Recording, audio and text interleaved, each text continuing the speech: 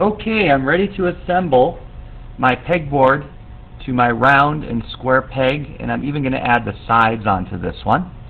So pay attention, and so when you do finish constraining your round peg and your square peg within the pegboard, hold tight. There will be an addition to this tutorial at the end that will include putting both sides onto your pegboard. So let's go ahead and start an assembly. So from here there's always a couple ways to do it, but I like going up to the new, click on it, and let's select the standard IAM, which is an assembly. Once you do that, your ribbon will change and you now have a place menu. Click the place, and let's go ahead and find that pegboard. Let's put it in first. Should be saved in your pegboard folder. So I'm going to go ahead and place the pegboard. And I only want one, so you can hit the escape button to get that other one out of there. And then I want to go ahead and ground this so it doesn't move. So all you have to do is anywhere on the pegboard, go ahead and right click, go down to the word grounded, and you'll notice that it really doesn't look like anything happened here on the pegboard itself until you move your cursor over and you can see the grounded symbol. And also you notice that it's grounded over in your browser. Okay, now we're ready to bring in one round peg and one square peg. Click the place button, go ahead and find it in your H drive. We'll go ahead and put the round peg in, set it somewhere close to the opening, hit the escape key, and I'm going to go ahead and place one square peg and hit the escape key, and I'm ready to go. Okay.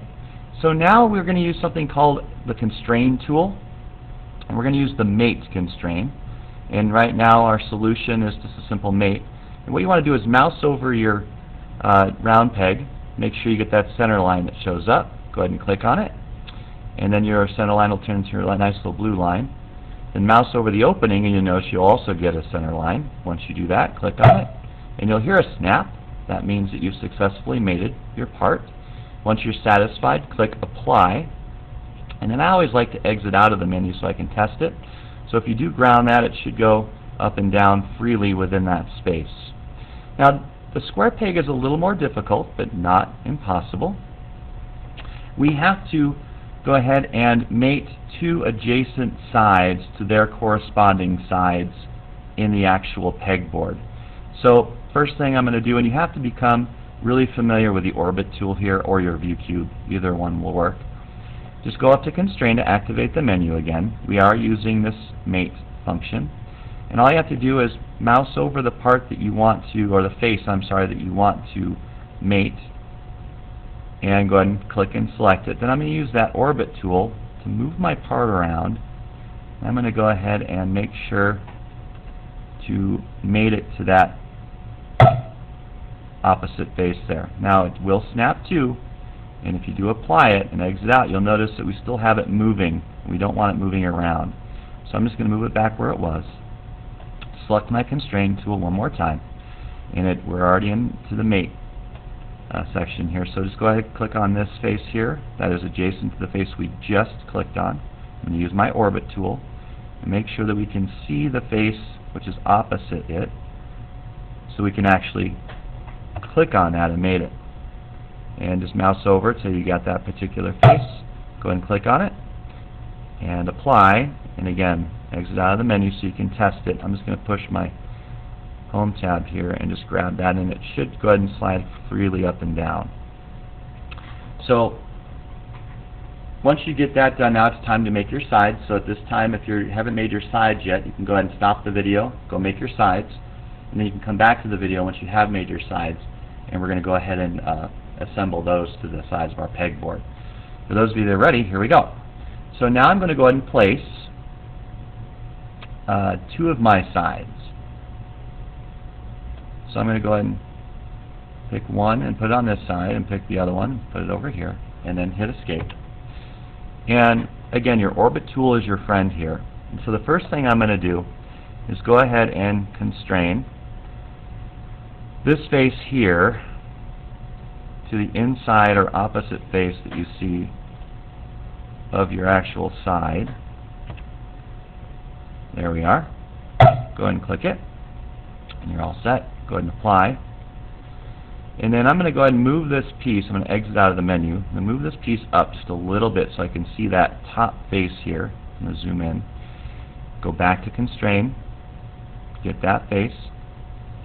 Go ahead and make sure I click Mate. And then I'm going to do the same thing to the top, which is that opposite face. And it will go ahead and mate to the top there. And I'm going to make sure I apply. Don't forget to do that.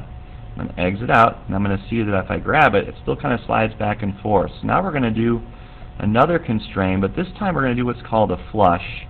It's going to basically get this face here and this face here even. So you go ahead and, let me start that again here. Click on flush. Make sure you get this particular face. You can click anywhere on it that you want. And then you click on this face here, the side of your side, and it'll go ahead and flush to that other part. Then apply it, and I'm just going to go ahead and exit out of this menu just to test it. And that should be nice and locked in place, and it is. It's not moving anywhere. So let's do it to the other side. So again, just use your constraint tool, and we're going to be on the mate. So I'm going to zoom in just a little bit here and use my pan tool to grab my pegboard and bring it over. I like to move this out of the way too. And then I'm going to use my orbit tool so I can see the face right over here. I'm going to click on it. Then I also want to click this one because it's facing the opposite direction, but when I do select this face right here,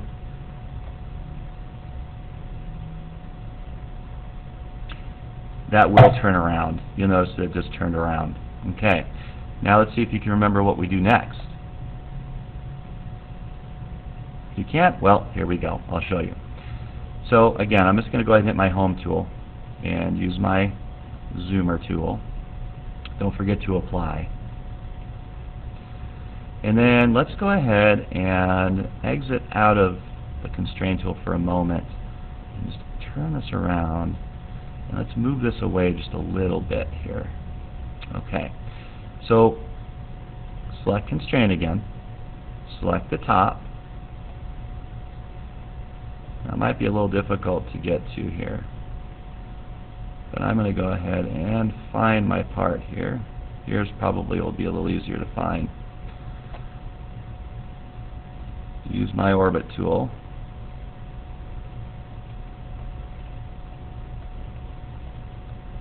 And I'm just going to go ahead and select that part right here and apply it. Bring it over. You notice that I'm not flushed yet, so I have to select the flush tool here and select those two faces that I want to actually flush. And now that they're all even, go ahead and apply it. It might take you a while, again, to kind of orbit around and find that part. Just make sure that you're first using the mate tool and then finally using the flush tool. And I'm just going to go ahead and hit the home button here and exit out of here, and let's just test this part, and it is indeed locked, but these parts should still be moving. And there you are. There's a quick tutorial for connecting those sides to your pegboard toy. I hope you have some success, and I hope you enjoyed it. Next, you're going to be making a mallet head for a mallet that's going to be able to pound these pegs into the holes here.